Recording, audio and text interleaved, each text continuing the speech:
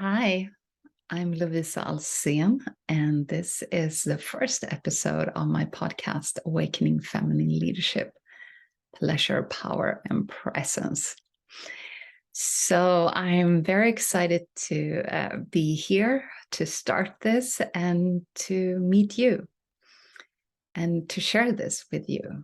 So I'll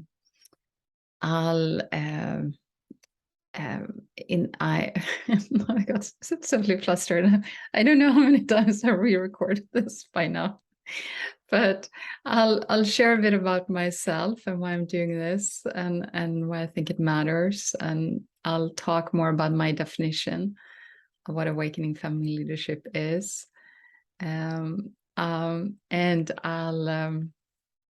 with an embodiment practice. So that is just the general lay of this episode. And moving forwards, I'll be sometimes recording these on my own, and sometimes I will invite someone to speak about different topics. And I'm right now also very curious about exploring men and the masculine. So and the meeting between these two sometimes polarities. And but overall, my intention is to bring in presence and inquiry so that each episode helps us, not only me holding it and the guest coming on, but also for you who take this in, that it can help you drop into your own body and your own experience. So it doesn't only come as a headpiece or head sharing, but it becomes an experiential experience in your bodies. So that's my intention, and then we'll see how that works out. So maybe you just want to grab a seat, and if you're not seated or you're walking, whatever, maybe just being present wherever you are and wherever your feet are. And if you just can feel a connection with your feet on the earth, whether you're sitting, standing, or walking. And maybe we're inviting a breath, inhaling through your nose and exhaling through your mouth. And maybe one more time, inhaling through your nose, filling up the belly and exhaling through the mouth. Yeah, at least that grounds me. So who am I and why am I doing this? Well, I started teaching women this particular experience, and which really has a lot to do with awakening women to their life force, to their sexual energies, and bringing that into the world, into also a world of leadership. And so that's how I got started doing this around 6 years ago. And it was after a really deep sexual awakening with someone who I was sharing a same spiritual path, and it had this deep insight. It was kind of reconfiguration even. And when I talked with other women about this, many could share the same. They shared the same insights and the same shifts. And I was asked by one of these women to create something out of that. So that's how these courses came to be. But before that, I had worked for many, many years with women, connecting leadership and entrepreneurship to connected before to meditation and mindfulness and yoga and coaching, and I started in 2004. So this is a long time back. But even before that, I've been focused on empowering women in different ways. And meanwhile, I also should say that I worked a lot with men too. And so kind of circling back even further, one of the main reasons I'm teaching what I'm teaching right now is I've really gone the long way from rejecting being a woman. I thought that was inferior, and the feminine was even worse. It's like, no, that's, I wanted to be where the power was. I wanted to be where there was, people were kind of could have heated arguments, and it was all about looking for the big stuff, like global stuff. That was, I wanted to be the US president when I was 5, and plan B was US Secretary General of the UN. And so I had these, like, I wanted to be where it was exciting. And I thought the feminine and women were talking about relationships in my mind. I didn't really know that many women. So I had all of these preconceived notions, and really a deep rejection on myself as a woman and the feminine. So what I'm sharing is my journey of coming home to myself, to my body and the feminine. And it touches me because it's been such a darn long journey, and there are so many layers of self-hatred and so many layers of rejection. And especially if we are talking about women's sexuality and the pussy, which I call the jewel. But the rejection of that down there, which many of us didn't need, in many languages, there isn't even a good name for what's down there in a woman. So I've named it the jewel because I think it's exactly that. It is that precious. So yeah, so I'm just sharing because it's been a long journey, and I'm really wishing women and those men who listen to this to get an experience of that power and that beauty, and with that, not rejecting men and the masculine, because we need one another. And at the core, and now I'm also drifting into more general, where I'm coming from with all of this, I believe, and actually it's less of a belief than a knowing, and knowing on the inside as an experiential knowing, that we are all made out of being, out of light, out of consciousness that is aware, and at this very core, we are all not only beautiful, but we are divine. And no matter what expression we show up onto this earth, and whatever package we arrive in or move into, even, but all of it's pure divinity, and it's divinity expressing itself in human, and also for all animals. It's there is being in everything. So I'm just sharing where I'm coming from, and then and in the path that I walk, which is the diamond approach, we talk about all these different qualities that we learn to open up to, that are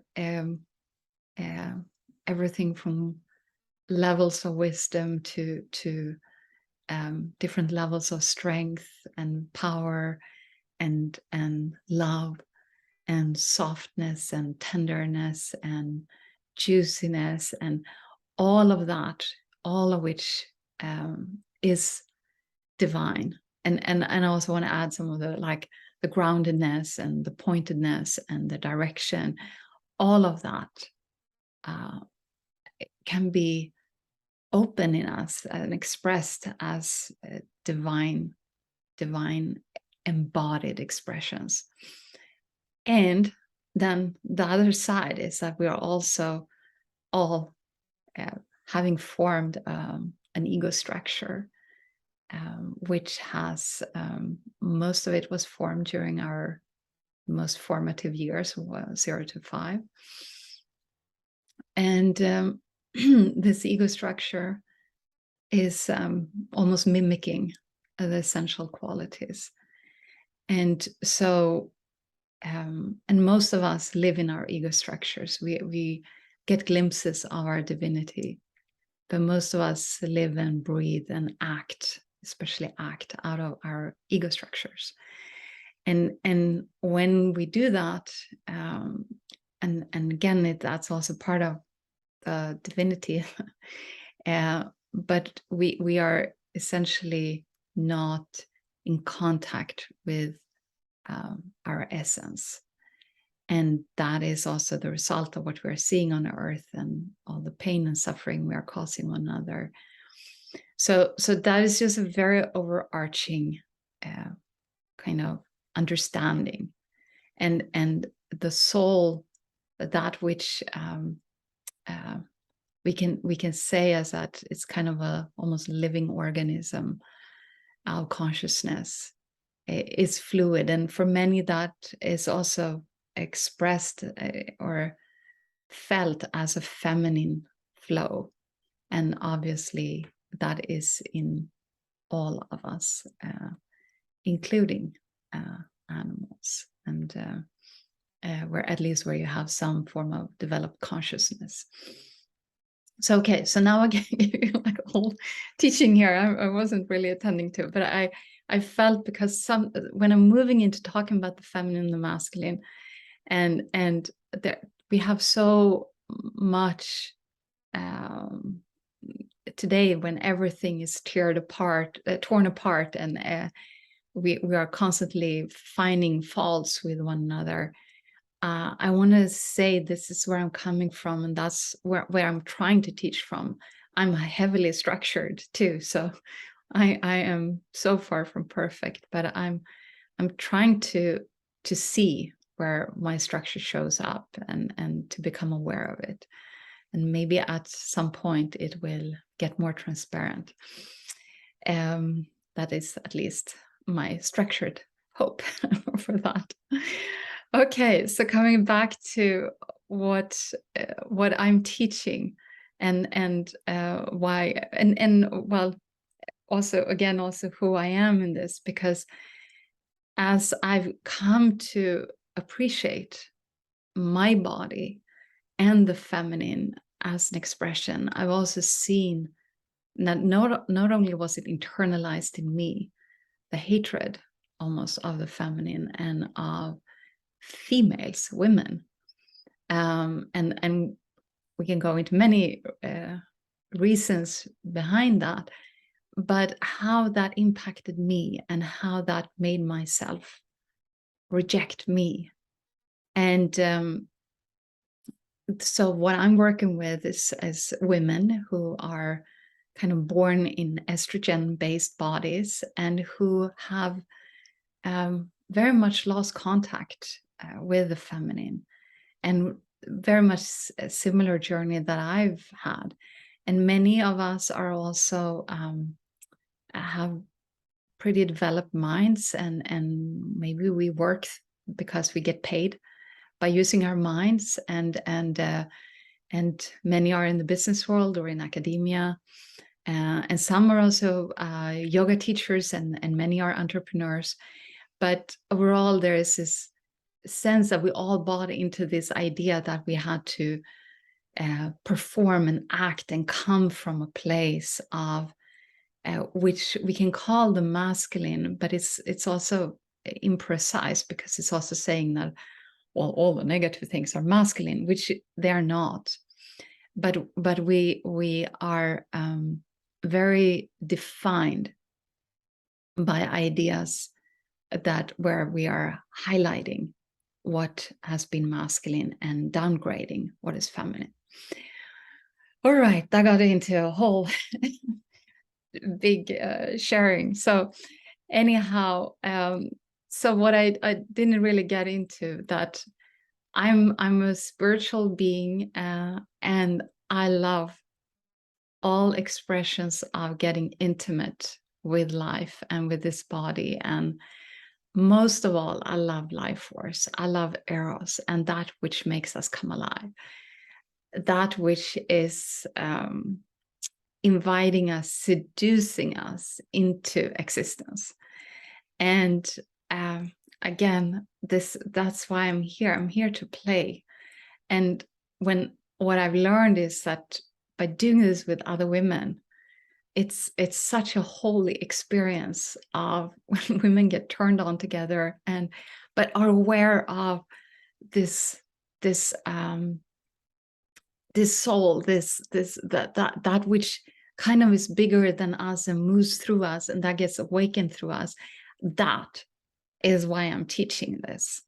And again, I'm teaching it, so I have a lot of selfish reasons here. Well, because I feel much better when I'm around women who are in that place. And also, it is such a force of nature that is so that feels like it's so needed in the world. And yet, what I've also learned, I used to talk about like women go from burned out idealists to turned on pragmatics working with me. And I think there is something to that, because there is that moving from the good girl wanting to please everyone, but also get the good points. You know, I'm a great person because I care about this and I care about that and I want to change the world. And by the way, I had a blog, 365 days to change the world. I used to be one of those very, very good girls. And now it's like, okay, so what is here? What is here in this body? And when I'm noticed those tendencies, like I want to change someone or something, to be aware that there is usually a young part of me that is trying to fix something so I feel better. And so, all right, okay, getting into all these tangents here. But so I've gone through this journey, and now being back in Sweden, teaching women this.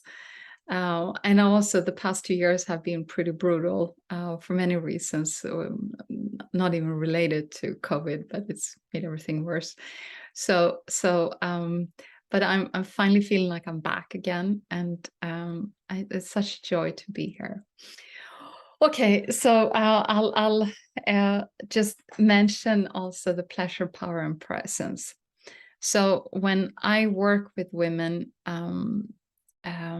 there is so much of, and again, if we look at the female body, and bringing in the hormonal aspects of how estrogen is impacting our body, the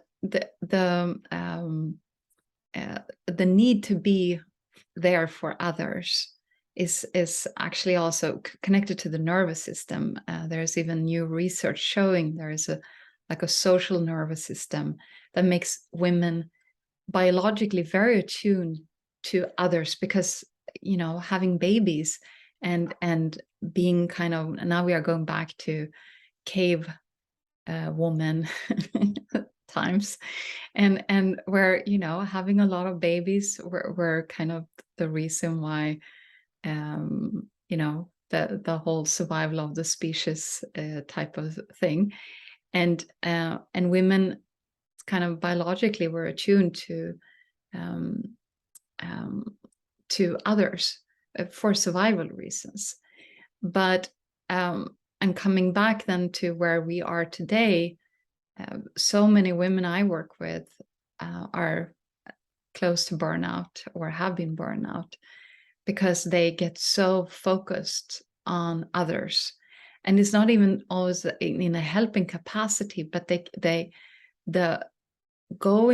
looking on the outside instead of staying in the body is epidemic.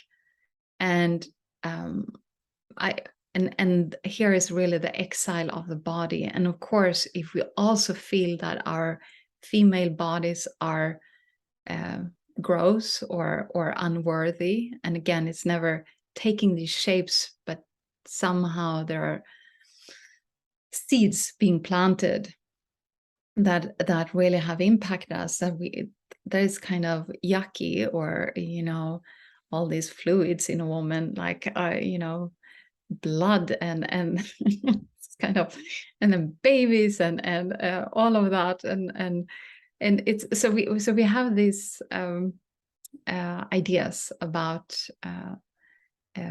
our bodies, so we don't want to be there, so we leave our bodies. And this is such an important journey to come home to our bodies. And increasingly, men are also leaving their bodies, because we live in such a society where we are essentially very disconnected from our physical reality here, and we live somewhere there, and usually in the future. So the more we come home to ourselves here as an embodiment, and for women is really moving our awareness not only into our hearts, because if we only are in our hearts and we don't have our belly and we don't have our jewels, we again are acting from usually from this helping capacity. So in order to claim our power, and this is really the reason for pleasure, power, and presence, we have to be embodied. Move the gravitational center downwards. And again, broadly speaking and all of that, but men usually, because of their biology and how testosterone and how the penis is construed, it's easier for a man to be more embodied, because there is more of a gravitational pull downwards. For women who can cut off their sexual energies, and I've lived as a celibate for almost 10 years, and I didn't miss it that much. I mean, I did, but it wasn't, I wasn't even intentional celibate, but it was just I was very much into my spiritual practice, and so so that was kind of outside the realm of my spiritual path. And it was also a broken heart, which I didn't want to admit at the time. So now it's like, okay, well, if we bring this all together, and again, this movement downwards, and so pleasure for women, again, I'm speaking on my own knowledge, and I think pleasure is important for everyone, but in particular for women, to when we recognize our desires, and when our desires can deepen without acting them out into a deep felt sense of longing, which really opens up our depth and our hearts and our souls, and it's such a beautiful practice, and that we really call a tantric practice, but also our pleasure and sensuality of like touching the skin, our hands, and like really being aware of what is here, and that, to be connected to our pleasure, to be connected to our sensuality, it's so yummy. And that's also where the juiciness comes in. It's like, yeah, I'm here, and I can actually choose to be in this body that gives me so much pleasure. And for a woman who really can make the whole body can become an erotic zone, and we can live out of eros on a daily basis if we activate it. That's yummy. At least I think so personally, and I think many of the women who have taken the course would agree to that. So that is, and again, also when we are activating our jewels, and when she wakes up, and there's also a connection with the clitoris and the brain, So there is like a mind-body connection here that's very connected to our jewels. And when that is more online, there is this sense of here-ness, of aliveness. And I also bring in that playfulness, that turn on, the flirtation. So because I think for me, this talking about pleasure, such an essential part of that is the seductive elements of, I want to play. Do you want to play? And that is actually at the core of the divine feminine too. So I'm the way I'm experiencing it, again, each to her or his own experience and definition. I'm just sharing what's true and what I've learned, also what I've seen.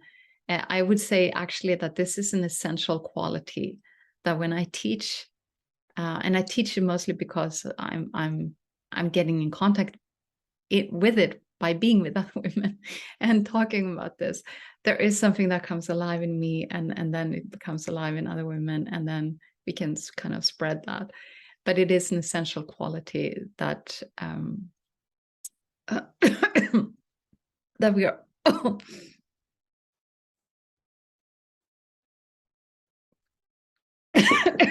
I'm not going to re-record this because I've been talking so long, and I'm noticing I seem to have like yellow teeth coming up to this slide. Okay, so here was vanity. All right, so that was pleasure, power, and again, I'm talking about an embodied form of power. And for so many women, again, this is such an important understanding of the feminine power. Again, because that has usually been so devalued and feared. And usually we associate power with men or the masculine. And we've had this kind of again, that was one of the reasons why I didn't want to be a woman. I didn't want to be feminine, because there was no power there.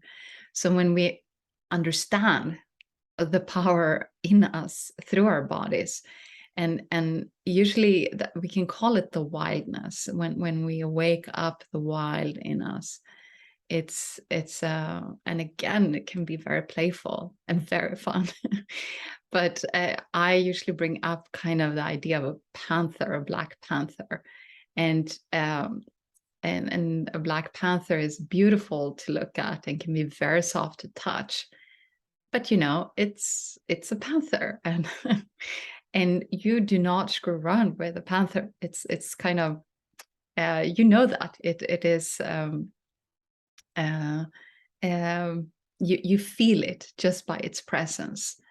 So and for so many women to access their growls and their I'm not gonna, but it's kind of almost like a primal aspect, but to get in contact with that, with the holding of presence, and that goes for pleasure too, and that is held by presence, and that's the third part that I talk about. That's when that is all activated and together, that's where it becomes so it becomes really a path of awakening and of actualization.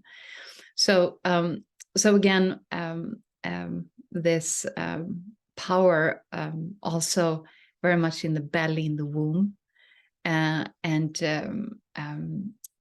we again need. We have seen there are very few role models. We have seen women being being harsh, or going into more of what we consider more traditional masculine qualities of being. It's usually a hardening of our structure, a closing down of our hearts. But this power that I'm talking about is very open, but very directed and crystal clear where the boundaries are and what is okay and what is not okay. And for me, that has again also been such a journey, because I can be in that on my own, but with others, and especially men, I have a tendency to lose that sense of knowing. So getting in contact with this power with other women is very powerful. And then presence. And there are a lot of definitions of presence out there, and there's a particular one that I'm referring to, which stems from the diamond approach, and it's essentially it's a felt, we can call it an elixir. It's a felt, almost like a fluid, or again an elixir, that it's hard to describe because it has to be felt, but you can practice it by letting it come through your arms and legs, and it's really a felt experience. So it's not an idea, it's not awareness, and it's not, oh, here I am on stage and I'm very present, or I'm present in the room. It's not that. It's this felt experience of presence. And it has, I often talk about it as some form of liquid honey. And when that becomes more in the foreground, and then it impacts eventually how we speak, the words we speak, and even further down the road, it starts impacting how we show up in the world too. And so it's a long journey, at least for me, but I think for most people. So it's that's how we kind of come to where the ego structure gets more transparent. It's presence is this self-aware awareness that is supporting us with that.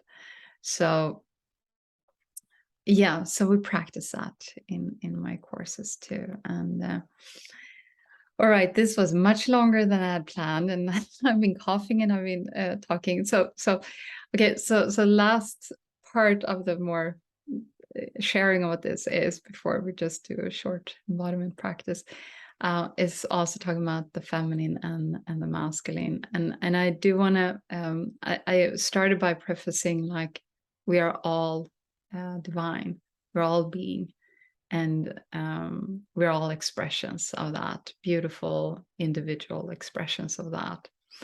And that there is, and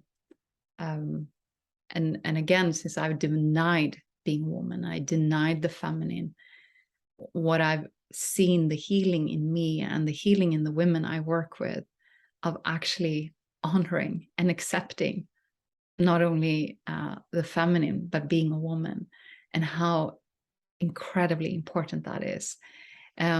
So when I talk about the feminine, and here we can talk about two polarities too, because in a general idea, often when we talk about the feminine, we refer to the motherly function and the very soft and the receptive, the one who receives, and it is that we are that, if we are in our feminine, and for many women, that is, it's very easy to access those qualities.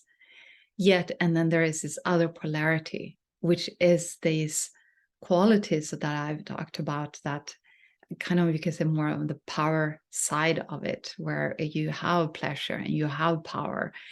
And it's we can talk about the wildness or the witchiness, or someone call it the bitchiness, but actually there's no need for a bitchiness, because there is, you know, when you're the pather, you don't need to be a bitch, because you know, it's you just know how the strength and the power of you, it's just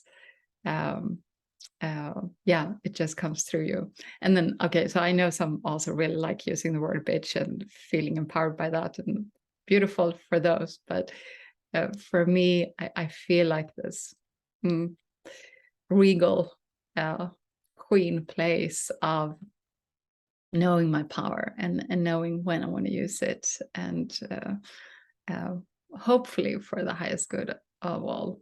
And yeah, okay, so that is the feminine, and then the masculine, which I have not really addressed very much, and I've these 6 years in particular, I've really focused on teaching what I know and what is coming through me. As soon as I try to create models or look at how some other ones, something that is not familiar to me, I move into my head, and I've chosen to come back to what's here in this body again and again. And that's actually why I'm teaching, because I want to be more embodied. Um, but I'm at this point now where I'm getting more and more curious about men and the masculine.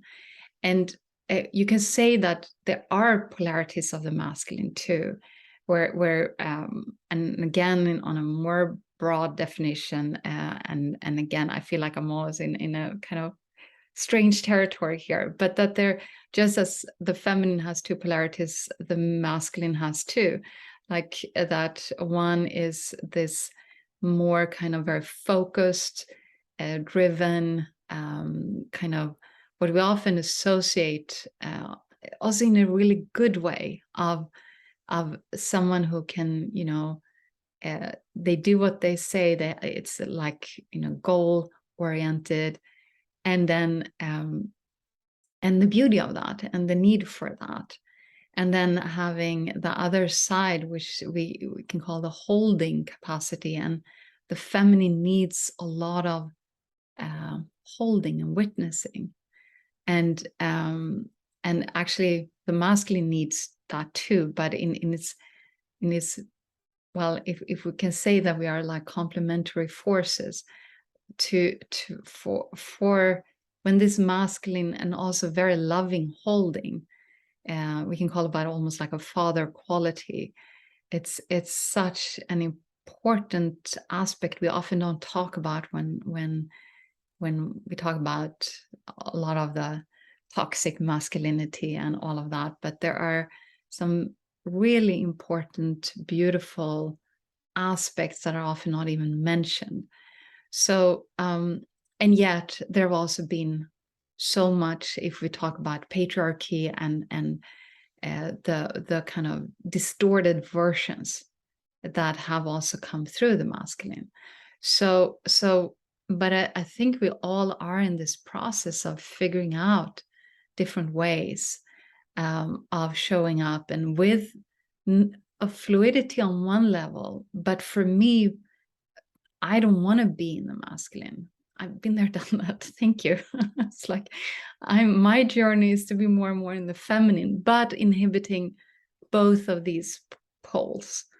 And I think there are many who are longing to also in the masculine to find out what is the holy aspects of the masculine, and how that can be brought back to men, and to the expression of how we all are finding ourselves individually and together, and overrushing, the collective, which we all could say is very needed. So those are yeah, what I'm teaching, and I think this got twice as long as I planned it to be, but it's hopefully this will be of value and of service. And yes, before I end, I want to invite you to take a seat. And again, you might be standing or walking or even running, hearing this. But whatever you're doing, see if you can bring in an awareness of where your feet are, and be in your feet. Sense your toes, your 10 toes. Maybe even bringing in some of this liquid golden honey and letting it come through your 10 toes. And as a substance, kind of like honey without the stickiness, and letting it come in through the rest of your feet,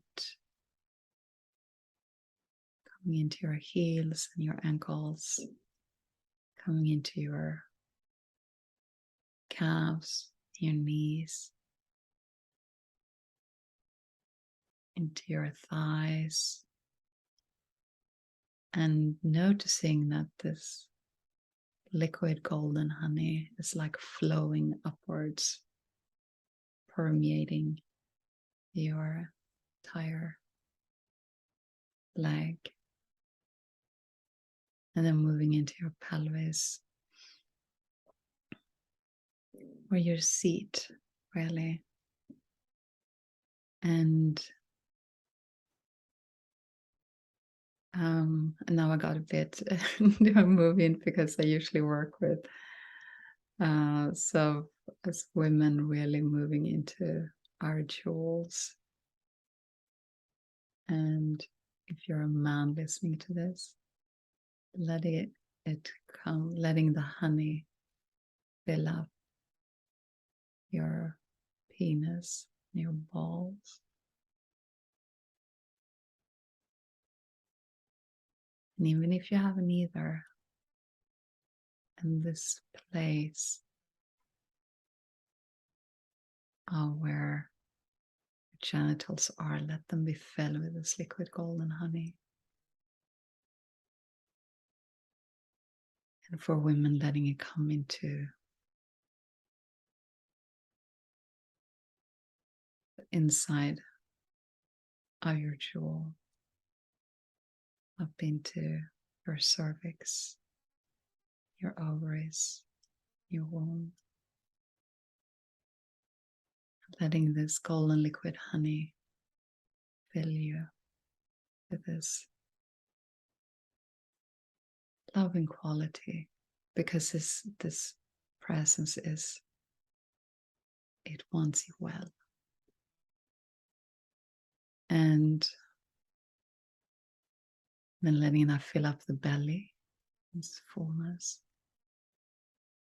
and filling up your heart and your chest. For women, your breasts, if you have breasts. And if you don't have breasts anymore, letting it fill up to where it was energetically. And then coming into your hands and arms and shoulders, and neck and jaw and lips and tongue. Filling up coming into your eyes, or the muscles around your eyes, forehead, top of head. And then see if you can notice a presence that is listening. And then the presence that is looking. That which is looking through your eyes. All right. Now I feel more grounded. I don't know. It's been a journey having recorded this podcast. I really hope it has. Yeah, I think it seems like it has recorded. I think it's super long. Yeah, I don't even see how long I've been talking, but okay. So that was self-consciousness speaking.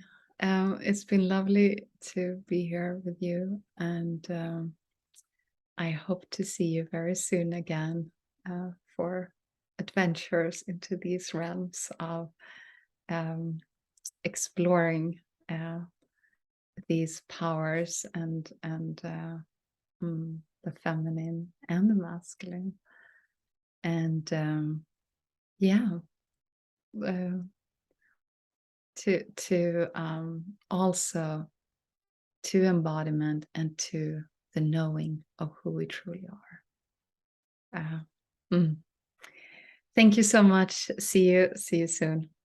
Bye.